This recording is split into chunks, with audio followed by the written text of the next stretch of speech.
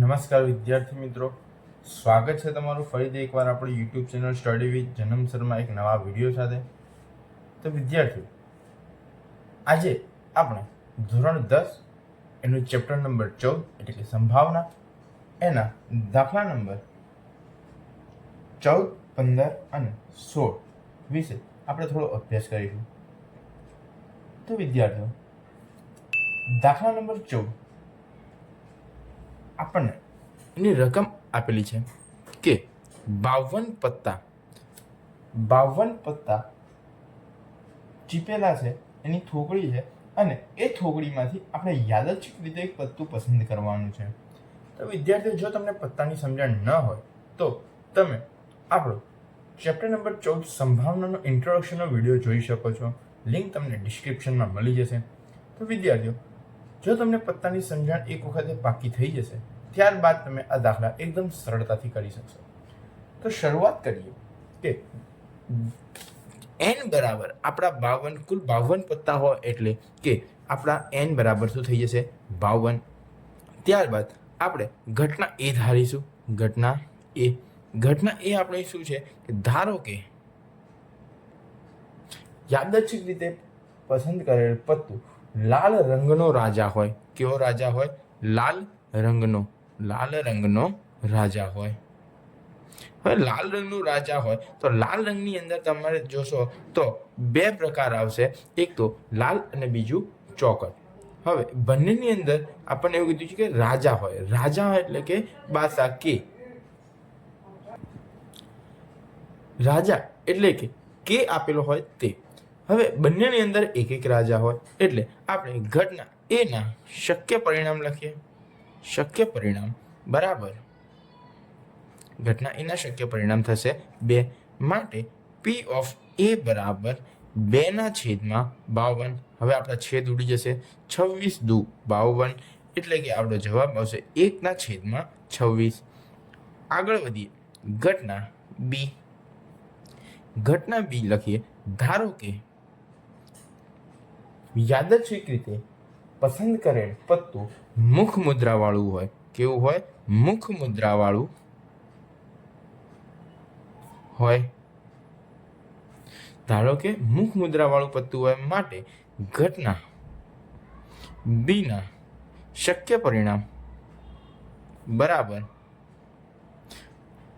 વિદ્યાર્થીઓ, આપણા ઇન્ટ્રોડક્શનના વિડીયોમાં આપણે જણાવેલું કે કયા પત્તાને મુખ મુદ્રાવાળા પત્તા કહેવાય ને કયા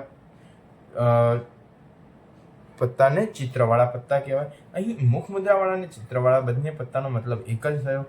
તો કયા પત્તા મુખ મુદ્રાવાળા અને કયા પત્તા ચિત્રવાળા? એટલે કે ગલ્લો, ડી અને બાદશાહ, એટલે કે તમે જેને ગુલામ, રાણી અને બાદશાહથી આપણે અહીંયા આગળ જાણીશું. તો ગલ્લો, રાણી અને રાજા એ 3 પત્તા મુખ મુદ્રાવાળા પત્તા હોય છે.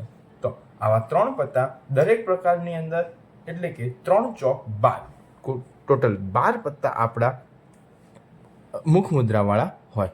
માટે P ઓફ B બરાબર 12/52.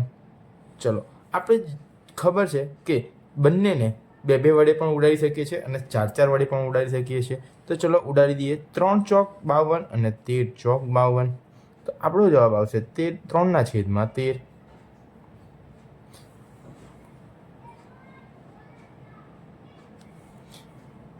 હવે આપણે જોઈશું ઘટના સી. ઘટના સી શું કહે છે કે ધારો કે યાદચ્છિક રીતે એક પત્તું પસંદ કરવામાં આવે છે અને તે પત્તું લાલ રંગનું મુખ મુદ્રા વાળું હોય. કેવું હોય? લાલ રંગનું મુખ મુદ્રા વાળું હોય.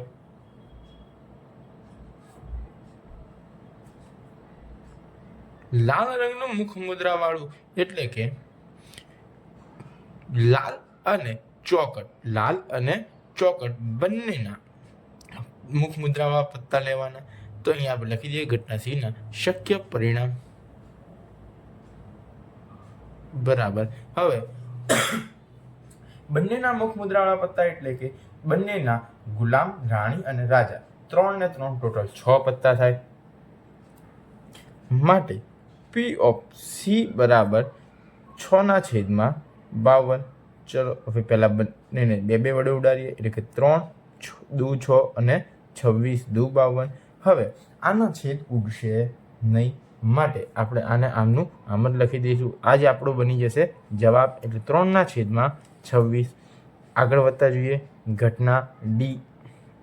તો ઘટના ડી શું કહે છે કે ધારો કે યાદચ્છિક રીતે એક પત્તું પસંદ કરવામાં આવે છે અને તે પત્તું લાલનો ગુલામ હોય. શેનો ગુલામ હોય? લાલનો ગુલામ હોય. લાલનો ગુલામ હોય. હવે લાલનો ગુલામ હોય એના શક્ય પરિણામ કેટલા? તો લખીએ ઘટના ડીના શક્ય પરિણામ બરાબર. હવે લાલનો ગુલામ એટલે કે લાલ રંગ નથી કીધો અહીંયા આગળ. લાલ એટલે કે જે દિલવાળું હોય છે તેનો ગુલામ એક જ હોય માટે અહીંયા આપણા શક્ય પરિણામ આવશે 1. માટે પી ઓફ ડી બરાબર 1/52 અને આપણો આ જ બની જશે જવાબ. આગળ જઈએ તો ઘટના ઈ.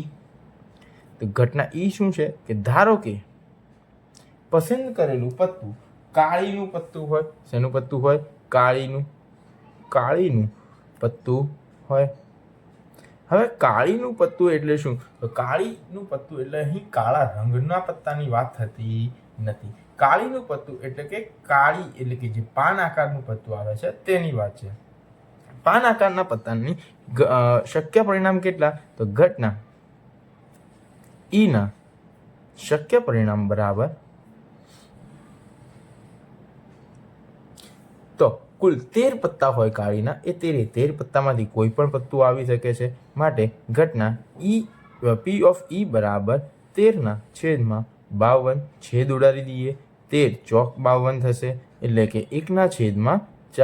આ આપણો આવી ગયો જવાબ. હવે આગળ કીધું છે ઘટના એફ. ધારો કે પસંદ કરેલ પત્તું ચોકટની રાણી હોય. પસંદ કરેલું પત્તું ચોકટની રાણી હોય.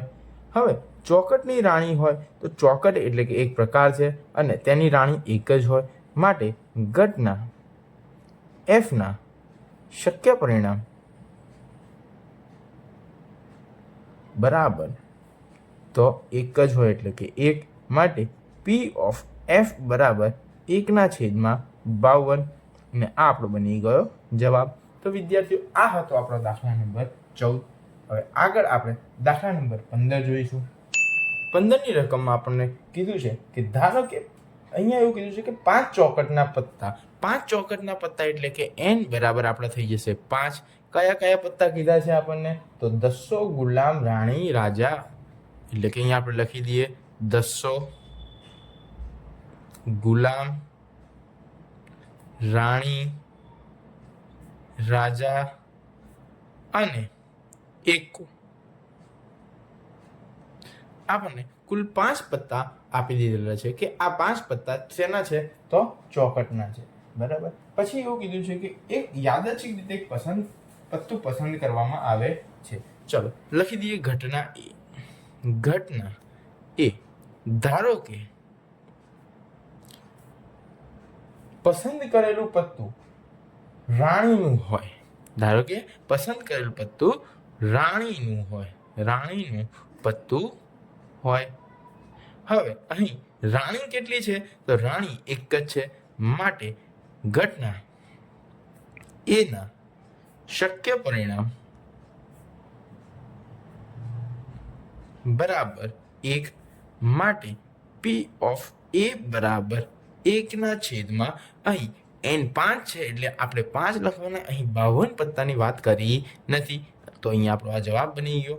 પછી આપણને આગળ એવું કીધું છે કે જો રાણીને કાઢીને એક બાજુએ મૂકી દઈએ. હવે રાણીને કાઢીને એક બાજુ મૂકી દઈએ એટલે આપણા n થઈ જાય 5માંથી 1 જાય એટલે થઈ જશે 4. અને અહીંયા આગળથી કયા 4? એટલે કે 10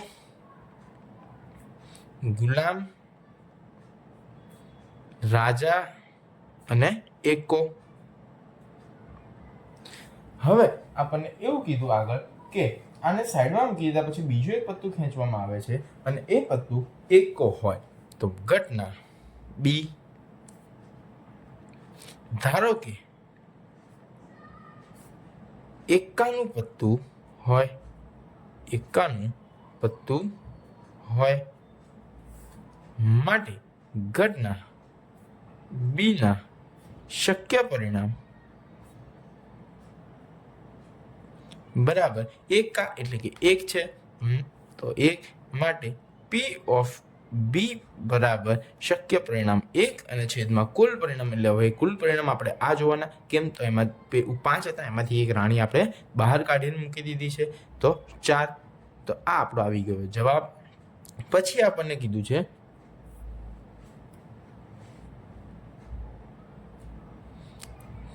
ઘટના સી ધારો કે પસંદ કરેલું પત્તું હવે એવું કીધું છે કે રાણી હોય શું હોય રાણી એટલે કે રાણીનું પત્તું હોય હવે અહીં આપણે રાણી છે જ નહીં કેમ તો રાણી તો પહેલી જ ઘટનાની પછી આપણે બહાર કાઢી દીધી હતી એટલે રાણીનું પત્તું શક્ય છે નહીં માટે ઘટના સીના શક્ય પરિણામ હવે આપણી જોડે રાણીનું પત્તું ન હોય તો ક્યાંથી બહારથી તો ક્યાંય લાવવાનું ના હોય તો અહીં આપણે થઈ ગયો 0 માટે પી ઓફ સી બરાબર 0 ના છેદમાં કેટલા લખીશું આપણે n બરાબર 4 છે એટલે કે 4 તો આપણો જવાબ થઈ જશે 0 તો વિદ્યાર્થીઓ આ હતો આપણો દાખલા નંબર 15 હવે આપણે આગળ જઈએ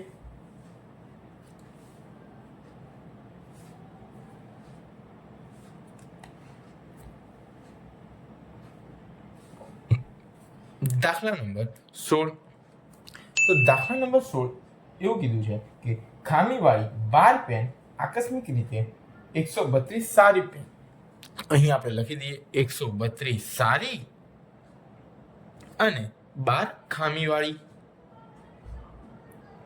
એટલે કે કુલ 144 પેન થઈ કેટલી પેન થઈ કુલ 144 તો આ આપણા બની ગયા n તો હવે આપણે લખી દઈએ ઘટના એ કે ધારો કે યાદચ્છિક રીતે એક પેન પસંદ કરવામાં આવે છે અહીં કેવળ ને પેન જોઈએ છે બરાબર હવે કેવળને પેન જોયા વગર તો ખબર પડશે જોઈને તો ખબર પડશે નહીં કે આ પેન ખામીવાળી છે કે કેવી છે તો આપણે અહીં એને સંભાવના શોધવાની છે એવું કીધું છે કે આ જથ્થામાંથી એક પેન યાદચ્છિક રીતે કાઢવામાં આવે છે કાઢવામાં આવેલી પેન ખામી રહિત છે હવે ખામી રહિત એટલે કે કેવી સારી તો અહીંયા લખી દઈએ કે ધારો કે ખામી રહિત હોય ખામી રહિત પેન હોય માટે ઘટના એના શક્ય પરિણામ બરાબર તો સારી કેટલી પેન છે 132 તો 132 એ 32 લઈ લેવાની એમાંથી કોઈ પણ પેન હોઈ શકે માટે પી ઓફ એ બરાબર 132 ના છેદમાં આપણે લઈ લઈશું 144 ચલો જે વિદ્યાર્થીઓને મોટા એટલે કે છેદ ઉડાતા ન આવડતું હોય તે બે વડે ભાગાકાર કરીને પણ આ કરી શકે છે 144 ને આપણે 2 વડે ભાગીશું તો આપણો જવાબ આવશે 72 અને 132 ને આપણે 2 વડે ભાગીશું તો જવાબ આવશે 66 હવે આપણે 72 અને 66 ને પણ 2 વડે ભાગી શકીએ છીએ તો ફરીથી ભાગો 72 ને 66 ને 72 ને 2 વડે ભાગીશું તો આપણો જવાબ આવશે 36 અને 66 ને 2 વડે ભાગીશું તો આપણો જવાબ આવશે 33 હવે આપણે બંનેને 3 વડે ભાગી શકીએ છીએ તો 3 વડે ભાગો તો 12 તરી 36 અને આને 3 વડે ભાગીએ તો 11 તરી 33 તો હવે આપણો જવાબ આવી ગયો 11 ના છેદમાં 12 તો આ આપણો આવી ગયો ફાઇનલ આન્સર તો વિદ્યાર્થીઓ આ હતો આપણો દાખલા નંબર 16 તો આશા રાખું છું વિદ્યાર્થીઓ કે તમને આ ત્રણેય દાખલાની અંદર સમજણ પડી હશે જો વિદ્યાર્થીઓ તમને સમજણ પડી હોય તો વિડીયોને લાઈક કરો તમારા અન્ય વિદ્યાર્થી મિત્રો સાથે શેર કરો અને ચેનલને સબસ્ક્રાઇબ કરવાનું ભૂલશો નહીં વિદ્યાર્થીઓ